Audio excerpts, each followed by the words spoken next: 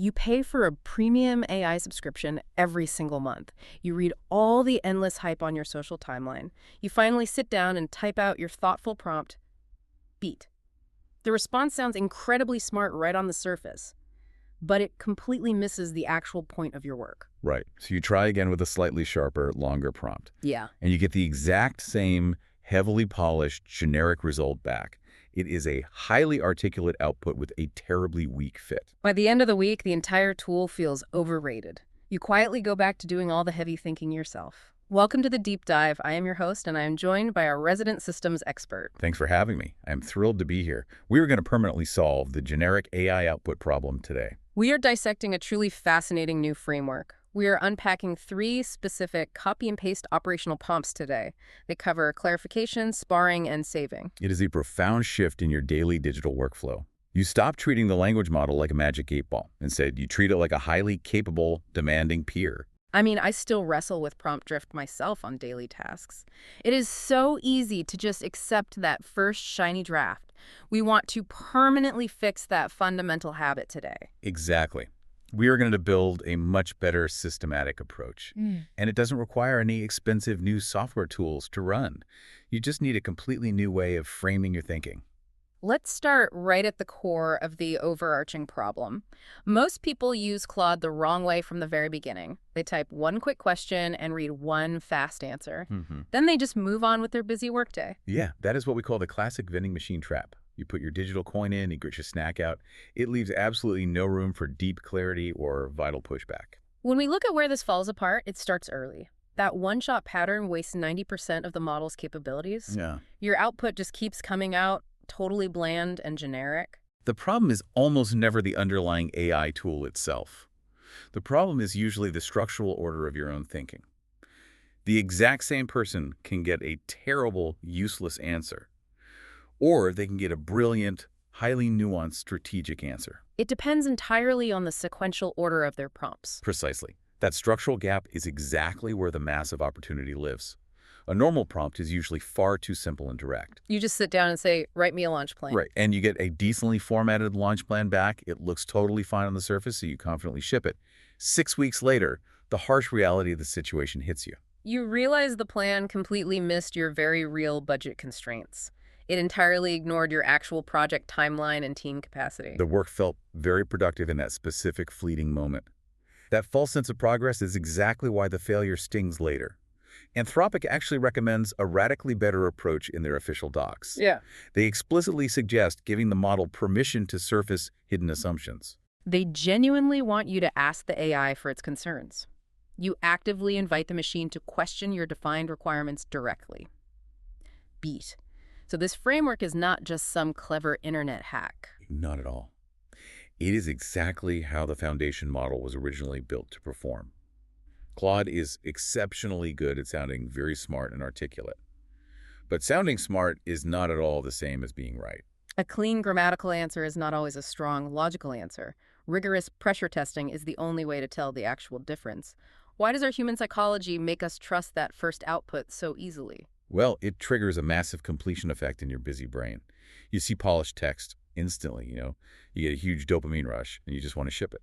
So we mistake a polished, confident sentence for actual deep thinking. Exactly. It is a dangerous cognitive trap. Beat. Let's move past the trap and into the actual solution. The first major prompt shifts the AI directly into discovery mode.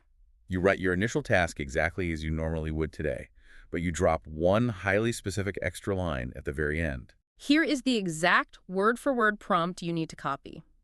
Ask me clarifying questions until you are 95% confident. You must be confident you can complete the task successfully. That single added line changes the entire shape of the interaction. You completely flip Claude out of its default answering mode. It actively pauses to look for the crucial missing data pieces. It starts asking direct questions about your intended target audience. It asks about your long-term goals and your desired output format. It asks what ultimate success actually looks like for your business. This works because large language models utilize massive attention mechanisms. They mathematically weigh the importance of every single word you provide. So if my prompt is incredibly short and extremely vague, the model's attention is spread way too thin across its parameters. It has to guess the missing context from its vast training data. That is exactly why you get the statistical median average response. It just defaults to the most average text it already knows. Yeah, and the statistical median of the internet is usually pretty boring. Exactly. By forcing it to ask clarifying questions first, you change that dynamic entirely. Anthropic officially calls this specific structural technique Socratic prompting. I hear that term constantly in all the tech circles. What does Socratic prompting actually mean in simple, practical terms? It is answering questions with more questions to find the truth. It pulls unstated human assumptions out into the open immediately. It catches those vague assumptions before they turn into terrible output. Let's make this highly tangible with a real-world content example. Imagine you want to build a brand new sales landing page. It is for a paid AI newsletter targeting solo founders specifically. Without the discovery prompt, the model just guesses your entire context. It heavily hallucinates a standard, boring corporate marketing page for you. It gets loaded with terrible words like synergy, alignment, and leverage. Those terrible corporate buzzwords instantly ruin your actual market credibility. But with the clarifying prompt, that entire dynamic changes completely. Claude comes back with a highly focused list of strategic questions. It asks if your solo founders are technical or non-technical. It asks what specific software pain points they struggle with daily. It asks what tone of voice builds actual trust with them. You just sit down and answer those questions in plain English. No special effort or complex structural formatting is really needed here. Then Claude builds a page that actually fits your specific business. You are actively loading highly specific tokens into the context window.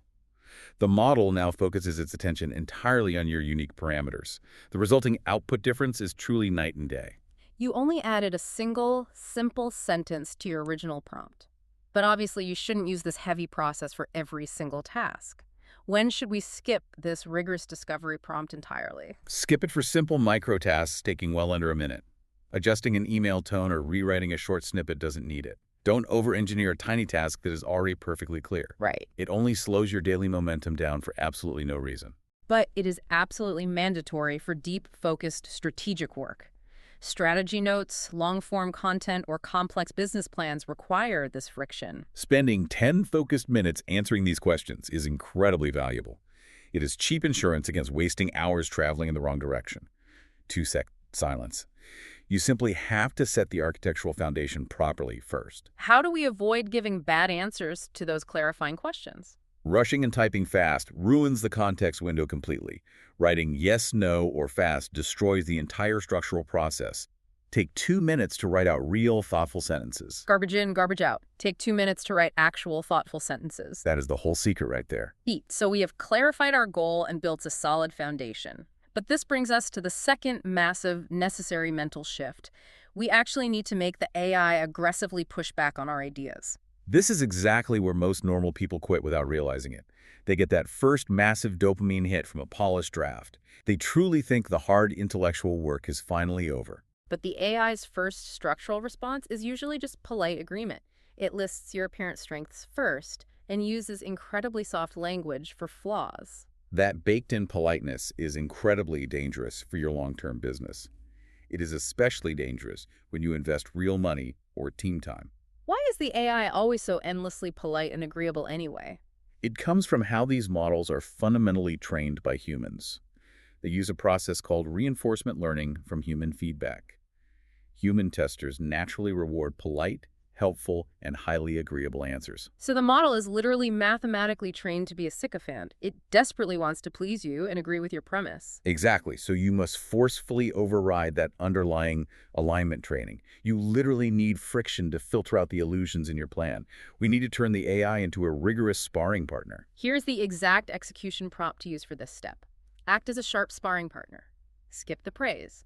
Identify my blind spots, hidden risks, and baseless assumptions. Do not be polite. Point out every logical flaw directly. You firmly paste that right after the first polished draft arrives. Claude immediately pivots from a polite assistant into a rigorous logic auditor. It aggressively attacks the absolute weakest structural points of your plan. For example, it might brutally expose your fake metrics immediately. If you claim a 50% time saving, it demands a baseline. It completely strips away aesthetic choices to demand real system logic. It forces you to think deeply about error handling and cost ceilings. It literally acts as a massive anti-slop filter for your content. Wait, I really need to push back on this concept a bit. The entire promise of using AI is supposed to be incredible speed. If I force it to tear down my logic entirely, Aren't you just creating a massive pile of brand new work? doesn't that completely defeat the entire purpose of a speed tool? That is exactly the cultural illusion we have to break today. There is a massive difference between cheap speed and valuable execution. A terrible business idea executed incredibly fast is still a terrible idea. That makes perfect sense when you frame it around ultimate value. You don't just stop at one simple round of polite feedback either. You force the model to dig even deeper into the structural logic. You want to attack the underlying plan from a few distinct angles. You challenge the AI system to find your biggest hidden risk. You demand to know which core assumption is most likely totally wrong. Yeah, you are actively hunting for the unseen trapdoors. Exactly. Then you forcefully pivot to forecasting total project failure. You ask the model where it would put money on this completely failing. That is a brutally honest, highly effective way to frame a problem. It strips away all the fragile ego attached to the initial work. You also need to pull the analytical lens back to the wider market. You ask, what are genuinely smart competitors doing right now? What obvious, glaring market reality are you completely ignoring in your plan? And finally, you deeply question your own personal perception of the issue. You ask what specific part of this problem you are fundamentally misunderstanding. When you throw those specific analytical punches, the final output shifts dramatically. It aggressively moves from basic grammar feedback to a full strategic audit. It actively identifies the deep why behind the very obvious what. It diagnoses the hidden root causes instead of just treating surface symptoms. It might suddenly realize the real constraint isn't repetitive, boring work. The actual operational constraint is constant, highly draining context switching. It directly challenges the naive, popular assumption that pure automation cures absolutely everything. It might mathematically predict a specific death spiral for your new project, like predicting a total structural failure at weeks 6 through 8. It catches the exact, precise moment your personal writing voice flattens out entirely. It notices you switch from active writing to just editing generic AI slop. Sometimes it delivers really hard, uncomfortable truths about our obsessive tool fixation. No shiny automation workflow can ever fix a fundamental lack of focus. For truly high-stakes, expensive projects, you should use the pre-mortem technique. You actively assume it's 6 months from now and the project failed miserably. You ask the sparring partner to write a detailed, brutal post-mortem report. You tell it to focus entirely on where you were far too optimistic. Operating as a strict risk analyst, it forces you to face harsh reality. You immediately stop building a fast engine for a vehicle going the wrong way. Beat. It is a remarkably sobering experience the first time you try it. Is this intense level of critique overkill for daily tasks? It is absolutely vital for your high-stakes projects. Sometimes the hard truth is not writing more code. Sometimes the right solution is just saying no entirely. Use the sparring partner to kill bad ideas before they cost you money. Absolutely. You save thousands of wasted hours that way. Sponsor, insert mid-roll sponsor read here. Welcome back to the deep dive. Right. So we have clarified our goal and survived the brutal sparring session. But what happens when we finally close that specific browser tab? We need to talk about building lasting compound interest on your hard work. This is a huge issue. Most people finish a truly great chat and just close the open tab. They completely lose the rigorous, brilliant logic they just spent hours slowly building.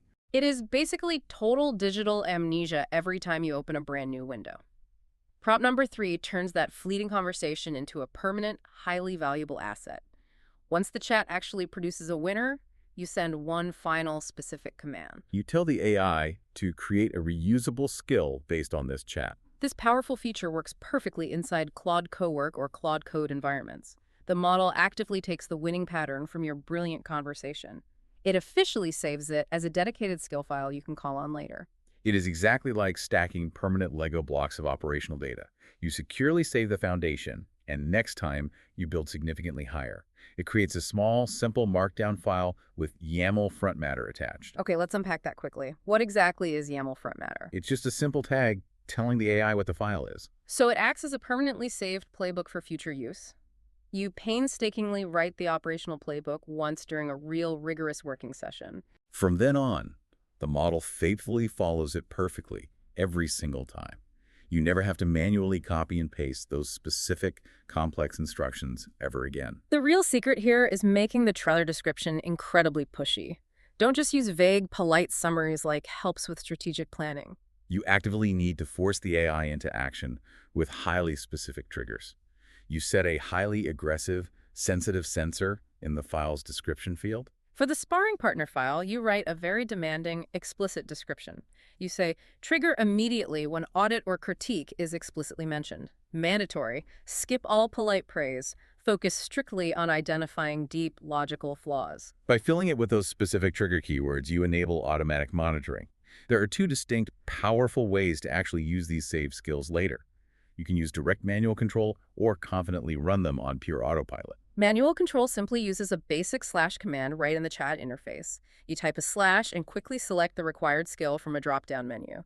It is absolutely great for starting a standardized process from square one. But natural language activation is the true, massive power of the system. You just casually say, review this new idea in plain normal language. Based entirely on your description, Claude recognizes the underlying context instantly. Wow. It automatically loads the correct, highly rigorous expert playbook without any further prompting. Whoa. Yeah. Imagine scaling your absolute best thinking across a whole team instantly. You could literally do this completely offline without any public cloud risk. That is an entirely new, highly leveraged way to run a modern business. It is a massive structural point of leverage for absolutely any business. Mission. Unlike standard consumer AI chats, these powerful skills live entirely locally on your machine. It is entirely privacy first by its very fundamental technical design. Your highly proprietary business playbooks stay completely off the massive public cloud servers. It is highly scalable across your entire distributed organization. You can securely zip the skill folder and instantly send it to a teammate. You can easily and safely host the entire unified library on GitHub. It fundamentally creates total operational standardization for your whole team. Yes. Nobody's just doing their own random, unverified thing anymore. Everyone consistently runs the exact same high-standard, rigorously tested operational process. You have officially stopped just casually chatting with an AI assistant. You have started actively building a highly modular, extremely rigorous business OS. Should we be saving every single successful chat we have? No, that creates way too much clutter in your operating system. You should only save skills you use on a weekly basis.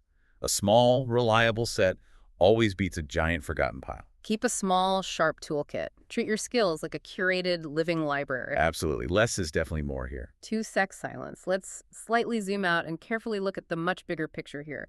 We should look at the fundamental shift we are actually making today. We are actively moving away from the 5 most common, painful operational mistakes.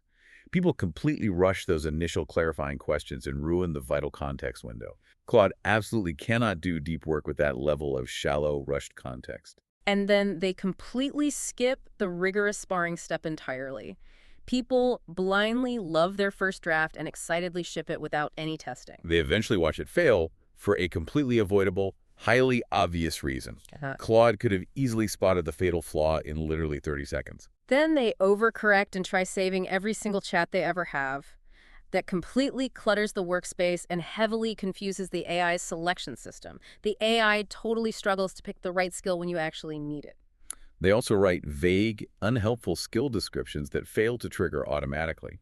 The skill just quietly sits there and never actually deploys correctly. You slowly and completely forget it even exists in your local library. You simply have to be highly specific about your exact trigger words. And finally, people treat these saved skills as perfectly final, static products. A digital skill is a living draft, not a finished, untouchable masterpiece. After a few practical uses, you will inevitably notice gaps in the logic. Specific instructions might miss a step, or those trigger phrases might occasionally fail.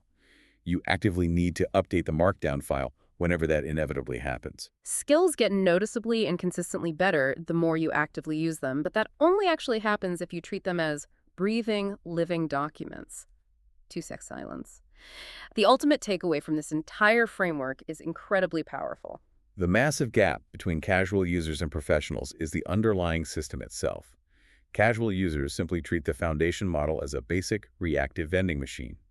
True professionals use this specific 3-step stack to build a foundational, strategic partner. You completely move away from treating AI as a series of one-off chats. You firmly move toward a scalable, localized, highly rigorous business OS. This entire systematic approach ensures you never settle for generic output ever again. It aggressively forces you to rigorously audit your own internal logic. You do this crucial work before you confidently commit any real expensive resources. Most importantly, it allows you to permanently package your absolute best strategic thinking. From now on, you aren't just politely asking simple, basic questions. You are actively and permanently modularizing your own unique, hard-earned expertise. The true bridge between initial curiosity and actual execution is the process you build. You desperately don't want your absolute best insights to just vanish forever. Don't let them silently disappear when you finally close that specific browser tab. Open your AI tool and actively deploy this exact foundational stack today. Pick your absolute highest priority task right now and run these exact 3 steps. Refuse to ever settle for a generic, heavily polished draft again. Because the true lasting value of AI isn't the blazing speed of its writing. The true value is the quality of the decisions it actively forces you to make. Beat. But that fundamental truth leaves me with a somewhat unsettling thought today. If we continuously outsource all our critical friction to an AI sparring partner, If we rely entirely on a machine to boldly expose our hidden human flaws, do we eventually lose our own internal human ability to self-critique? Do our own analytical muscles eventually atrophy when the machine does all the heavy lifting?